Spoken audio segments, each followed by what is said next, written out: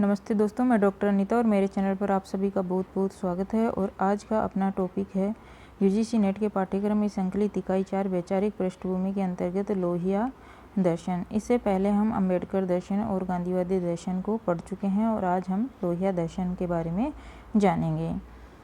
लोहिया जो थे वो डॉक्टर राम मनोहर लोहिया थे। इनका जो पूरा नाम था डॉक्टर राम मनोहर लोहिया थे। ये विश्व की उन विभूतियों में से एक थे जिन्होंने अपना समग्र जीवन मानव सेवा में लगा दिया। भारत में जो सामाजिक विचारधारा थी उस विचारधारा के एक सशक्त प्रचारक होने के साथ साथ वे एक महान राजनीतिक योद्धा, देशभक्त, स्वतंत्र चिंतक और निडर नेता भी थे।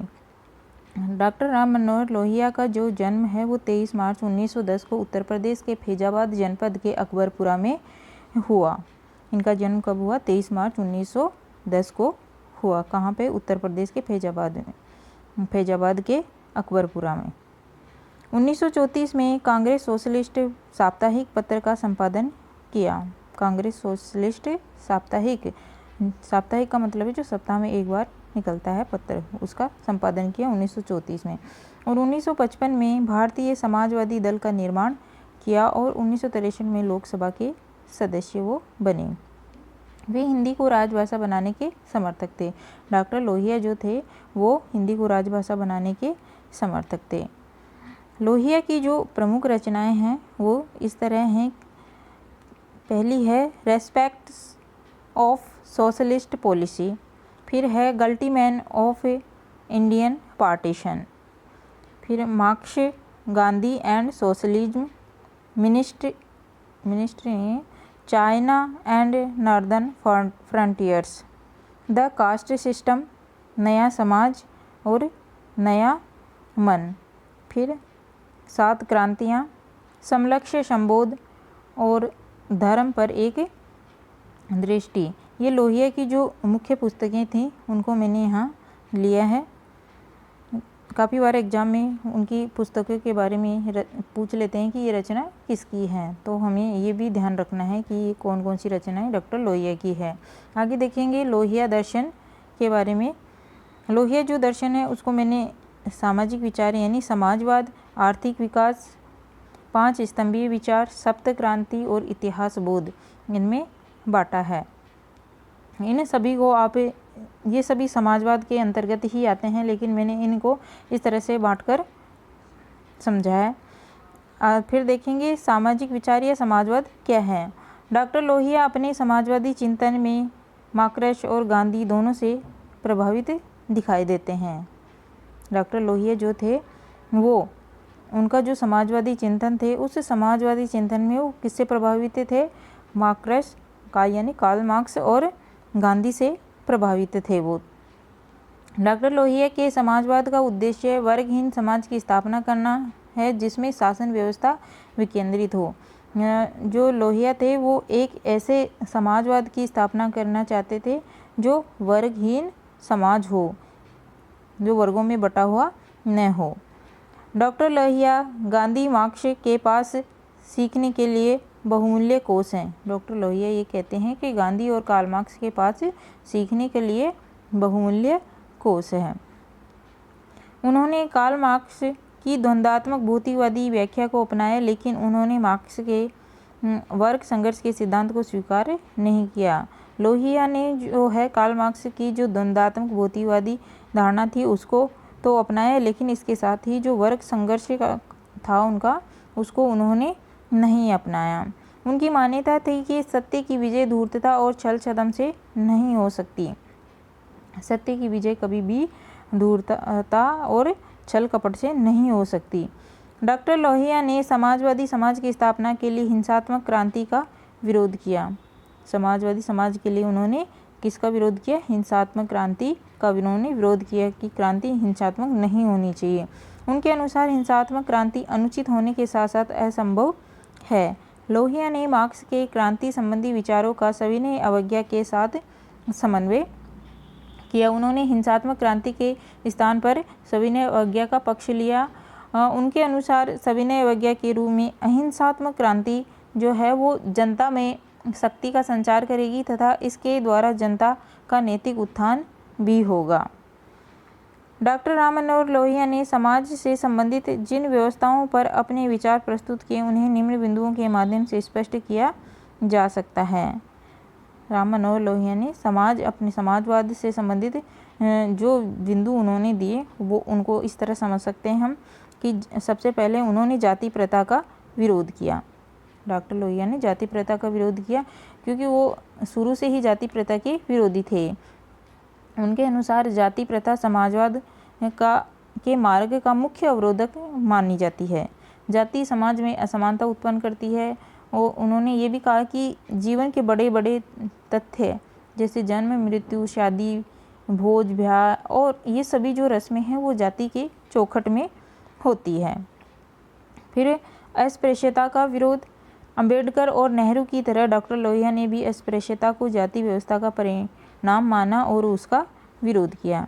फिर हिंदू मुस्लिम एकता पर बल। लोहिया ने हिंदू और मुस्लिम जो थे उनकी एकता पर बल दिया और कहा कि सरकार चाहे लड़ती रहे मगर हिंदू और मुसलमानों को एक हो जाना चाहिए। स्त्री पुरुष की समानता पर बल। लोहिया जो थे स्त्री पुरुष समानता के प्रबल समर्थकों में से एक थे। उनकी मान्यता थी कि वास्तविक समाजवाद तभी कायम होगा जब उसमें नारी की सहभागिता होगी और उन्होंने बहुपत्नी का विरोध किया, पर्दा प्रथा का विरोध किया।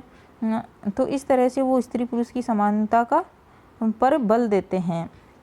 राजनीतिक विकेंद्रीकरण के पक्ष घर। डॉक्टर लोहिया जो थे समाजवाद की स्थापना हेतु राजनीतिक विकेंद्रीकरण का पक्ष लिया था उन्होंने। फिर आगे देखेंगे आर्थिक विकास। आर्थिक विकास में वो क्या कहते हैं कि लोहिया का जो आर्थिक दृष्टिकोण है उनकी पुस्तक सोशलिस्ट इकोनॉमिक में दिया गया है। लोहिया की पुस्तक कौन सी है? सोशलिस्ट इकोनॉमी है। इसमें उन्होंने आर्थिक विकास के बारे में बताया है। लोहिया के अनुसार समाजवादी अर्थव्यवस्था का अर्थ है कि उत्पादन के साधन राष्ट्र की संपत्ति होंगे। उनके अनुसार वो ये मानते हैं कि उत्पादन के जो भी साधन होंगे वो राष्ट्र की संपत्ति होंगे। वे पूंजी को कुछ लोगों तक सीमित रखने के विरोधी थे। पूंजी कुछ लोगों तक सीमित नहीं रहनी चाहिए, उससे जो भी उत्पादन हो राष्ट्र की संपत्ति मानी जाए। महात्मा गांधी की तरह वे लघु उद्योग धंधों को अपनाकर आर्थिक विकेंद्रीकरण को अपनाए जाने के पक्षधर थे।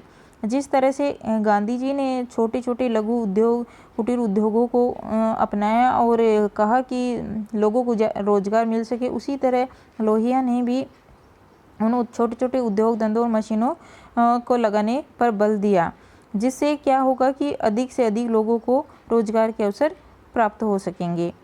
अहिंसा संबंधी गांधीवादी दृष्टिकोण से वे प्रभावित थे।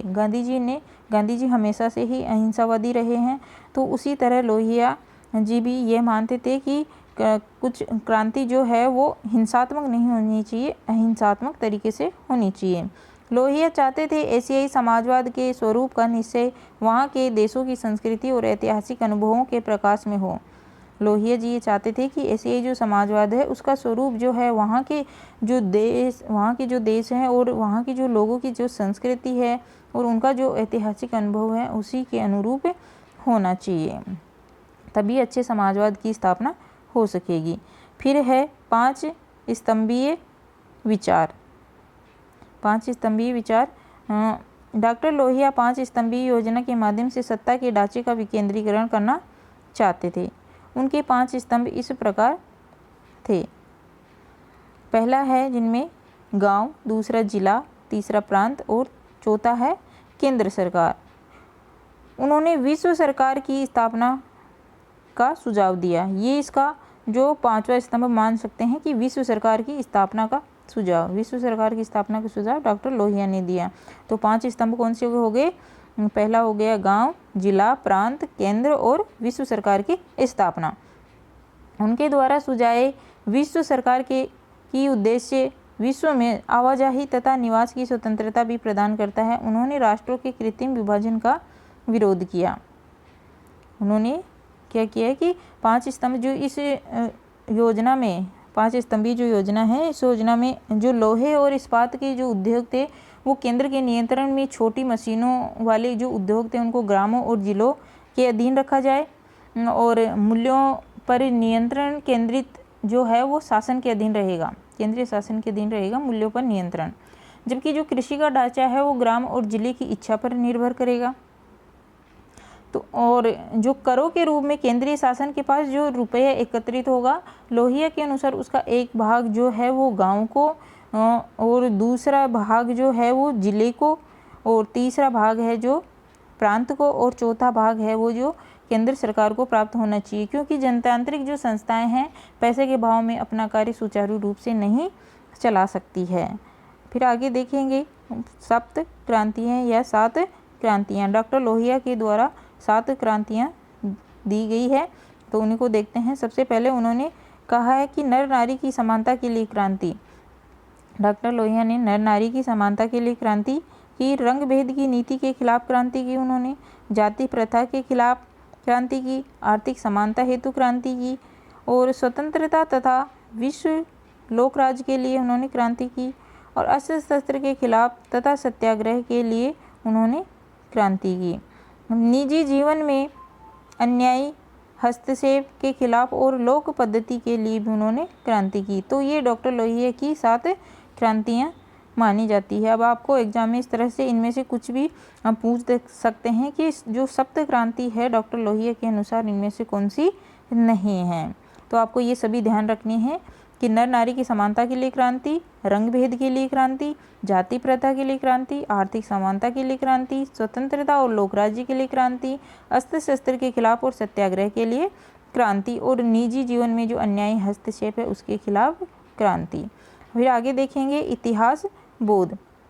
डॉक्टर लोहिया के विचार अरस्तु के सिद्धांत से समानता रखते हैं। डॉक्टर लोहिया के जो विचार हैं वो अरस्तु के सिद्धांत से समानता रखते हैं। उन्होंने इतिहास से संबंधित अपने विचारों का प्रचार अपनी कृति व्हील्स ऑफ हिस्ट्री में किया।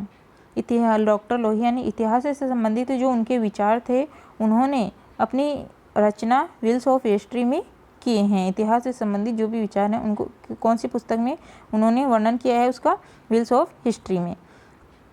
डॉक्टर लोहिया ने मानवीय इतिहास की व्याख्या की। उन्होंने गतिमान काल के साथ संस्कृति को भी गतिशील माना। डॉक्टर जो लोहिया थे मानवीय इतिहास की वो व्याख्या करते हैं और गतिमान काल के साथ संस्कृति को भी गतिशील माना है उन्होंने। फिर आगे देखेंगे निष्कर्ष।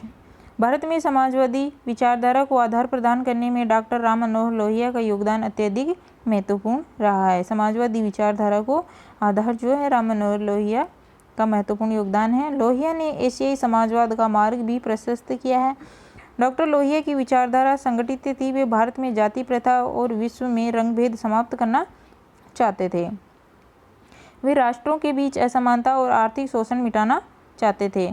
डॉक्टर लोहिया जो थे राष्ट्रों के बीच जो असमानता थी उनको और आर्थिक शोषण को मिटाना चाहते थे। डॉक्टर राम मनोहर लोहिया को एक सच्चे देशभक्त, मानवतावादी, मौलिक विचारक तथा अद्वितीय नेता के रूप में सदैव याद किया जाता रहेगा, जिसने आधुनिक भारत के निर्माण में महत्वपूर्ण भूमिका निभाई।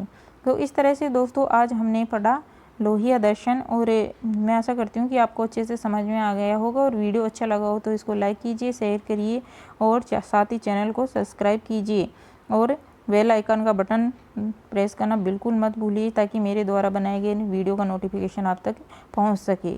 धन्यवाद।